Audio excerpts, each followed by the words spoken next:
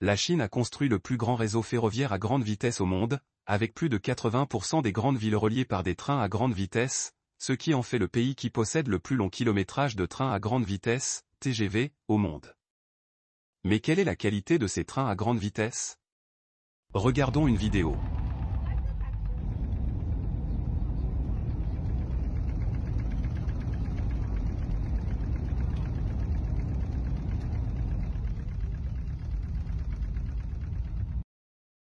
Récemment, la qualité de la ligne ferroviaire à grande vitesse a de nouveau fait parler d'elle sur le média social chinois Weibo.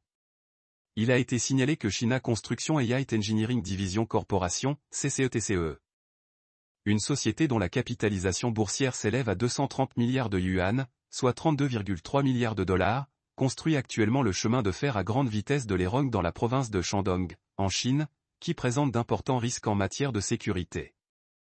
La ligne ferroviaire à grande vitesse relie les villes de Lexi et de Rongsheng dans la province de Shandong.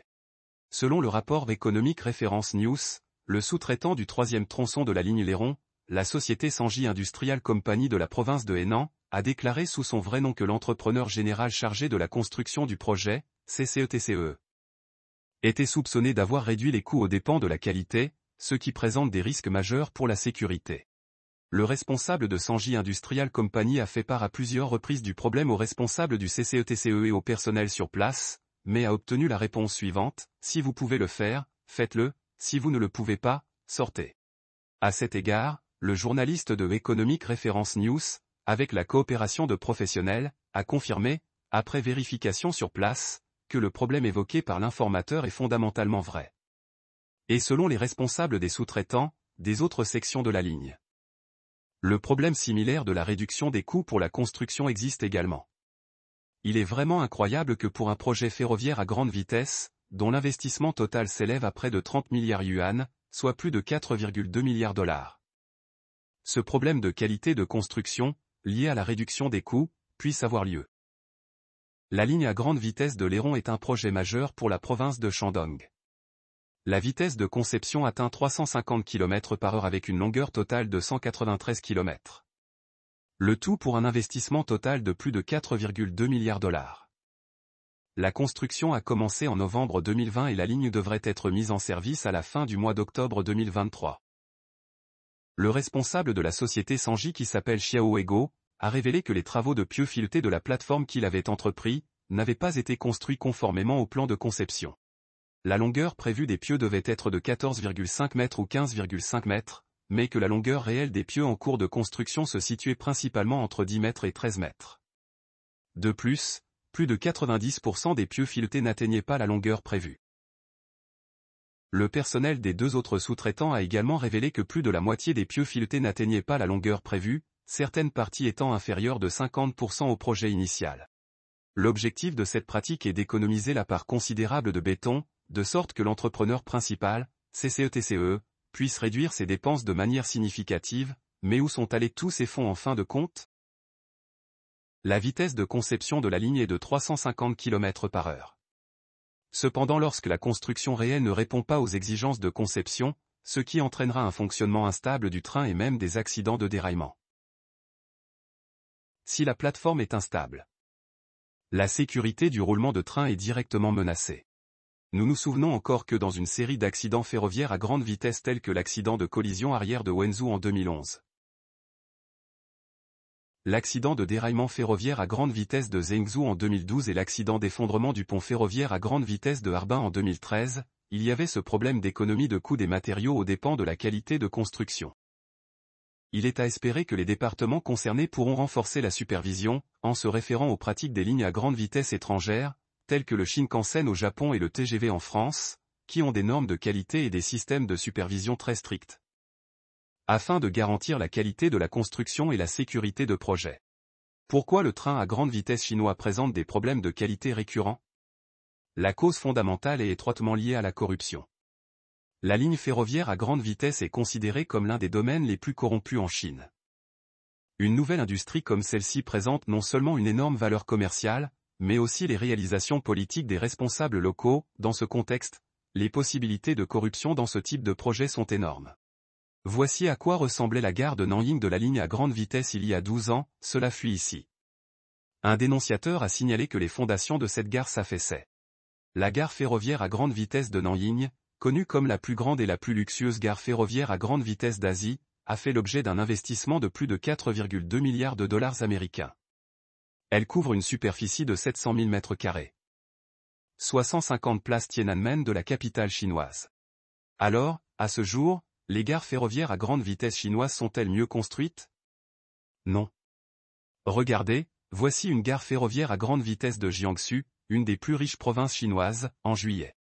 Le 20 juillet de cette année, il y a eu une forte pluie dans la ville.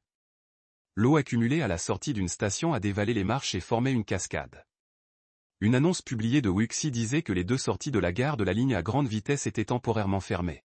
Selon le service clientèle, en cas de forte pluie, à cause de la lenteur du drainage de la sortie, l'eau ne peut pas être évacuée. Liu Zhijun, l'ancien ministre des chemins de fer connu sous le nom de père de la grande vitesse ferroviaire en Chine, condamné à mort avec sursis pour corruption en 2013, en est un exemple typique. Liu Zhijun est né en août 1953 dans la province de Hubei au sein d'une famille de paysans.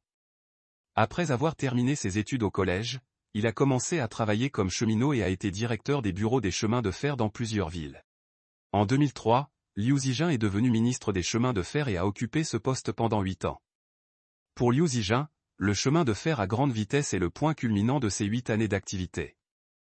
La ligne ferroviaire à grande vitesse Pékin-Shanghai a été officiellement inaugurée le 30 juin 2011, ce qui constitue l'une des principales réalisations de Liu Zhijun.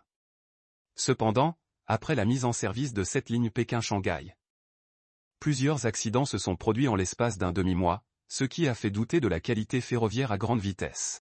Par exemple, le 10 juillet 2011, le train à grande vitesse Pékin-Shanghai est tombé en panne à cause du mauvais temps dans la province de Shandong. Un passager s'est souvenu de cette journée, le train a quitté la gare sud de Pékin dans l'après-midi et devait arriver à Shanghai à 21 h. Le train s'est soudainement arrêté près de la gare de Tangzhou et pendant un orage, puis il y a eu une panne d'électricité, le train était plongé dans l'obscurité et l'air conditionné était éteint. Le train était complètement fermé et de nombreuses personnes ont ressenti une sensation d'étouffement ou ont eu des vertiges. Ce n'est qu'à la demande pressante de chacun que l'équipage a ouvert les portes pour faire entrer un peu d'air. Après environ 2 heures, le train a redémarré. En cours de route, il y a eu de nombreuses coupures suivies de rétablissement d'électricité. Il était presque midi lorsque nous sommes arrivés à Shanghai. Cependant, des accidents plus graves se sont produits les uns après les autres. Dans la nuit du 23 juillet 2011, une collision entre deux trains à grande vitesse à Wenzhou, dans la province de Jiangsu, a choqué le pays. Les autorités ont annoncé que 40 personnes avaient été tuées, 192 blessés et 132 hospitalisés. Mais comme nous le savons tous, il y a toujours une grande différence entre le chiffre officiel et la situation réelle en Chine. Après l'incident, la police armée du Zhejiang a activé le plan de secours et d'assistance, et a déployé 1100 soldats, nombreux citoyens ont également participé au sauvetage. Cependant le lendemain matin, le ministère des chemins de fer a tout de suite annoncé qu'il n'y avait plus aucun signe de vie à l'intérieur du train et a ordonné immédiatement le nettoyage des lieux. Les wagons tombés ont été d'abord aplatis et puis enterrés dans un trou creusé sur place. Cette décision a suscité une vive réaction du public, qui croyait qu'il pouvait y avoir des survivants, des corps de victimes et des reliques dans la voiture. Le public croyait que cette décision était une tentative pour dissimuler la vérité sur l'incident et détruire les preuves de responsabilité. Au moment où les autorités enterraient la voiture, des personnes au grand cœur n'ont pas abandonné les recherches et ont trouvé une petite fille, Xiang Wei, qui était encore en vie dans la voiture délabrée. Par contre, ses parents sont morts dans l'accident. Lorsque la petite fille s'est réveillée et a crié « Maman, porte-moi », cela a fait pleurer les gens autour d'elle. Il y a aussi la pratique de règles tacites dans l'achat de matériaux et d'équipements pour la construction, etc. Il suffit de voir le montant des détournements de fonds enregistrés pour Liu Zhijun. Le matin du 9 juin 2013, Liu Zhijun a été accusé d'avoir accepté des pots de vin et d'avoir abusé de pouvoir lors d'un procès public au 2e tribunal intermédiaire de Pékin.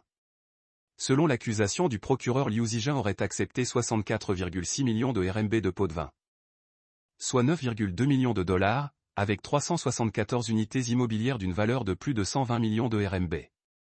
L'acte d'accusation du procureur montre également qu'en plus des énormes sommes d'argent, notamment des RMB, des dollars américains et des dollars de Hong Kong, il y avait aussi des actions, des parts de société, des voitures, des tableaux d'art et des bijoux, etc. En outre, de nombreux autres fonctionnaires du ministère des Chemins de fer ont été arrêtés et condamnés, et leurs accusations comprenaient toute la corruption. Bien que le train à grande vitesse chinois ait révélé de plus en plus de problèmes, les dirigeants du Parti communiste chinois, PCC, le considèrent toujours comme la fierté et la carte de visite du pays. Au cours des 10 dernières années, de plus en plus de lignes ferroviaires à grande vitesse ont été construites. En juillet 2016, le Conseil d'État chinois a approuvé le plan de réseau ferroviaire à moyen et long terme, qui a augmenté considérablement l'objectif en kilométrage d'exploitation du train à grande vitesse à 30 000 km d'ici 2020. Cependant, le coût économique du train à grande vitesse chinois est très élevé, tandis que les avantages sociaux sont loin d'être à la hauteur des attentes. Alors que les lignes et l'échelle du train à grande vitesse continuent de s'étendre, il est confronté à de graves perturbations et à des pertes dues à la sous-utilisation. Par exemple, bien que la gare ferroviaire à grande vitesse de Xi'an, avec un investissement de 30 milliards de RMB, soit en service depuis plus de 2 ans, elle n'a jamais été officiellement réceptionnée en raison d'un manque de fonds pour la livraison. Cette gare ferroviaire à grande vitesse, la plus grande d'Asie, a été le premier grand projet d'infrastructure à être construit dans la nouvelle zone de Xi'an, le projet fétiche de Xi Jinping. D'une superficie équivalente à 66 terrains de football, elle est magnifique. Pourtant, au début de l'année 2023, les visiteurs ont pu constater que la gare était envahie par les mauvaises herbes à l'extérieur et vide et déserte à l'intérieur. La gare est de Zhijiangshan à Nanjing, dans la province de Jiangsu, n'a pas été ouverte depuis sa construction en 2010. La salle d'attente est en désordre et les déchets de construction sont visibles partout. Il y a aussi la gare de Jiangpu, également située à Nanjing mais dans une contrée désolée. Après son achèvement en 2011, elle n'a pas été officiellement exploitée en raison du coût et du faible volume de transport. En avril 2020, les autorités ferroviaires chinoises ont fermé 2 gares sur la ligne ferroviaire à grande vitesse Shanghai-Nanjing, qualifiée par les médias chinois de gare zombies. En juillet de cette année, les médias chinois ont publié un tableau montrant les gares ferroviaires à grande vitesse chinoises qui ont été construites mais sont devenues des gares zombies, le nombre atteint 21. Dans le contexte du ralentissement économique de la Chine et des lourdes dettes des gouvernements locaux, les pertes énormes encourues par l'exploitation de nombreux chemins de fer à grande vitesse à travers la Chine exacerbent la pression sur les finances locales. Il est fort probable que le train à grande vitesse soit devenu un « rhinocéros gris » qui freine le développement économique de la Chine.